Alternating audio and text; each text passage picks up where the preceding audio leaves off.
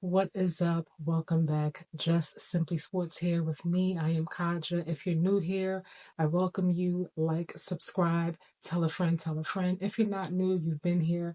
I appreciate your continued support. It means the world to me.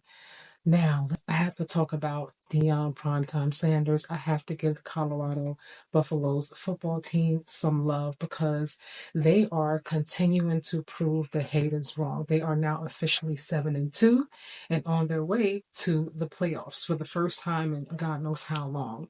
But so much has been said about Dion. So much has been said about his son Shador. I think the only person who hasn't really had anything negative really said about them has been Travis Hunter because he's just so dynamic on both sides of the ball. What can you really say? You know, he's quiet. I'm not gonna say he's quiet, but he's not. Shador's more flashy. You know, he has his dad's personality. Nothing wrong with that at all. You know, I'm just saying you can't really say anything about somebody when they're just winning, right? And right now Colorado is winning, but people are still finding things to say. And I like to always go down memory lane. So I'm going to play some clips from what was said about Dion and the Colorado Buffaloes prior to this season. How likely is Deion to get Colorado eventually to a college football playoff? Well, I'm glad you said the word eventually because it's going to take a while. It's certainly not going to happen this year. This year, they're not even a contender, in my opinion, for the Big 12 conference because they've got so many issues. And I think it's going to take a while because let's start with the transfer portal. 41 players in, I want to say, more than any other team in the FBS. 53 players out. Look, how are you developing chemistry within your team, within your locker room, when you have that much of just disarray in terms of your roster? And then you've got the on-field issues, right? 52 sacks on Deion Sanders, 124th in the nation in scoring defense. I mean, there are real issues on both sides of the ball that they have to fix. And to me, that just doesn't happen overnight. Yeah, let me piggyback on that for a second. Anyone asking whether Deion Sanders in Colorado are close to the playoffs simply doesn't understand the reality of the road. They're not going to the playoffs this year, and I'm not sure Deion Sanders is ever going to get them to the playoffs because I don't think he has the patience to stay at Colorado long enough. There's so many misconceptions out there. Deion Sanders is the best salesman I've ever seen. I personally love the guy and for what he stands for. But the program looking out has a ridiculously inflated view of itself. I heard Shador Sanders, who's a fabulous quarterback, say last week, "We are everyone's Super Bowl." Shador, you are not. You are an easy win nowadays. You got off to a Okay. Easy win nowadays. Okay. I guess tell that to the other 7 teams that they beat thus far. I guess it was very easy, huh? You know, I always like to let people speak before I say anything. I love to listen first because to me, I always listen for what a person is not just what they're saying, but what they're saying and why they're saying it. Like, what is the subtext? Now, Paul has such a loud mouth, right? And when I say loud, I mean not necessarily with his with the tone of his speech. I mean his platform. Like he's really, really big in the college football world. So for him to get on this and say all these things, and then he actually had a problem when Dion responded back to him about some of the things that he was saying. I'm like, really, Paul? What did you expect that man to say? Now I get it. When you're losing, people speak about it because you're losing. But things change year to year. Let's keep in mind that Dion inherited a program that was 1-12. 1-12 when he got there. Like Heather said, it takes time.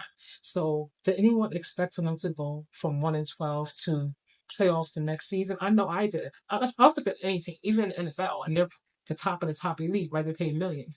Things take time. When you come in and you have to restructure a whole entire program from top to bottom, I don't expect anyone to perform a miracle overnight. But 1-12 was what he got when he got there. Then he went 4-8. And I know he had the whole do you believe, do you believe? But that man walks on faith. He always has been big in his faith. And like he said last year, you better catch us now. Because if you don't, next year, we're going to be winning. And that's exactly what they're doing. So let's just continue to listen to what Paul had to say. I like to listen to Paul because he has a lot to say about Deion, a whole lot. Phenomenal start last year, beating a couple of mediocre teams that had big names. And quite frankly, you haven't done anything since other than crash and burn. How good is Colorado?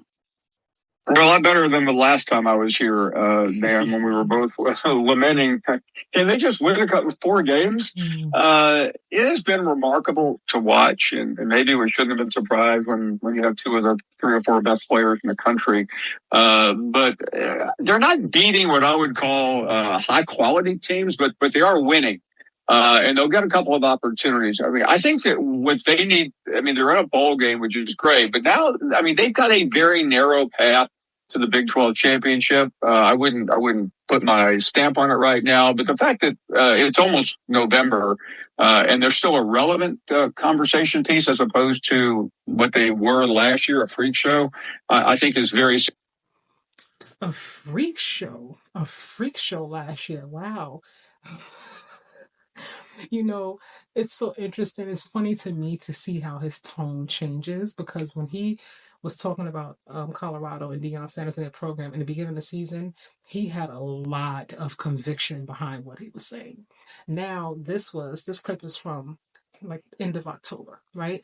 And now, as you see, well, they're not beating what I call, relevant teams. They haven't really beat anybody. Okay, so let's just make this make sense, right? So in the beginning, they were not going to beat anybody. It was just beyond the realm of comprehension that they were going to win any games. They were going to win no more than maybe 2, 4. Can they just win 4 games? Can they just win 4 and that's it? So now at this point, they've beaten about 5 teams, right? When this clip was recorded. And now it's the teams are mediocre. They haven't really beat anyone, and then what do you expect? Or you shouldn't be surprised when they have 3 of the best players in the country. But you knew they had that at the beginning of the season.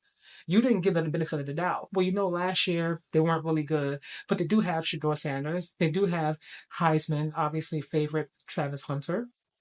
That wasn't something that you thought was possible, and now you're saying, well, yeah, you shouldn't be surprised. I just find it funny how people keep moving the goalposts as opposed to just saying I was wrong.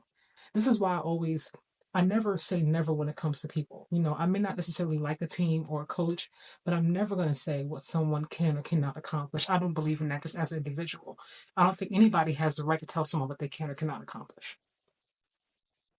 Significant. Sanders continues to play at a high level. The Duke threw 3 touchdowns, ran for another. Colorado now has won 3 straight and are on pace to play in the Big 12 championship. Stephen A., can you imagine a man that went 4-6 and somehow gets his team to the Big 12, win the Big 12, go to the college football playoff? Oh, they leave it. Because what else can they say? They couldn't say anything about him when he actually played because he was historically an all-time great. Now we got to take it out on his kids, 17, 18, 19-year-olds. Got to get the vitriol because it's leveled at him, even though he's not playing. I mean, he's one of the hottest coaches in the country. A lot of people were wrong. I was wrong. A lot of people were wrong.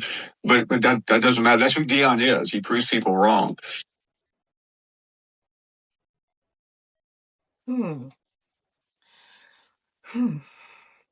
And that was a clip that was taken from Paul Feinbaum, obviously, over the weekend when Colorado, they beat Texas Tech.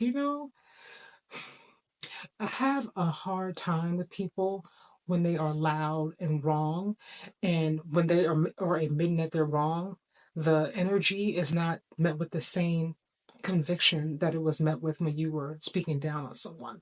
And what I really don't understand for the life of me, and maybe you guys, let me know your comments and know your thoughts.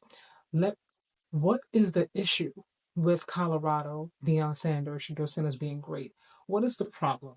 I really don't understand it. We know that he was prime time in the NFL. We know that he did wonders at Jackson State. We know that now he's at Colorado. For any man or woman to come into a program and to take a program and have to restructure the whole program from top to bottom. And then, like Heather said, the first year is a test run. Things happen, it's trial and error, right? So first year, things did not go as planned. Obviously, he would love to have finished with a better record than what he did, but it wasn't what happened, right? You got to move on, onward, upward.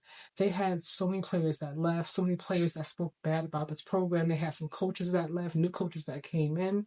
But Deion has always been rooted in his faith and in his belief in his program and how he mentors these young men, black and white, not just, his son, all of the men. There have been so many negative, just nasty things said about the program, and it seems like it's personal more than professional. I'm all for anybody speaking on someone, especially as an analyst or even in media. I don't care if you're an analyst or you're like me, you have a YouTube channel, right? I'm all for someone giving their opinion because we all have them, and that's perfectly fine. But what I don't understand are personal attacks. And for me, when that reporter, I forgot his name because obviously I guess he's not really that big, except when he was talking about Colorado and Deion Sanders specifically. Now, you called him a false prophet.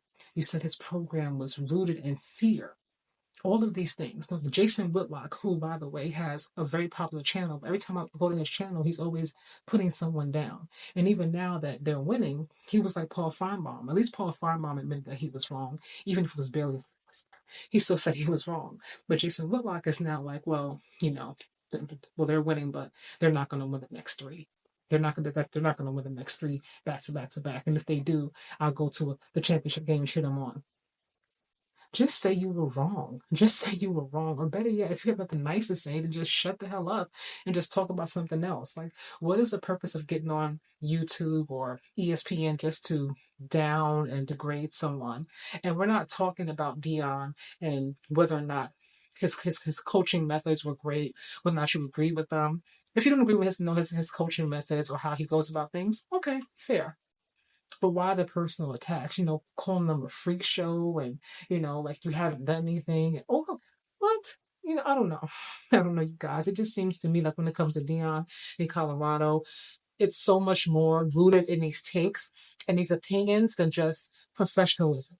And maybe I'm missing something. And if you guys, again, let me know in the comments. Maybe I'm missing something and I need to go back and do some more research because I don't see where all the hate and vitriol is coming from. I don't.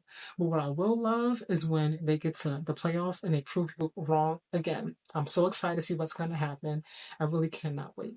What do you guys think about everything going on in Colorado? What do you think about Deion Sanders, about the haters like Jason Whitlock and Paul Feinbaum, and what they have to say? Do you agree with them? And if you do, it's okay. There is no judgment here. Everybody's entitled to their own opinion. Let me know what you think, good, bad, or indifferent. Thank you for watching. I will see you in the next video.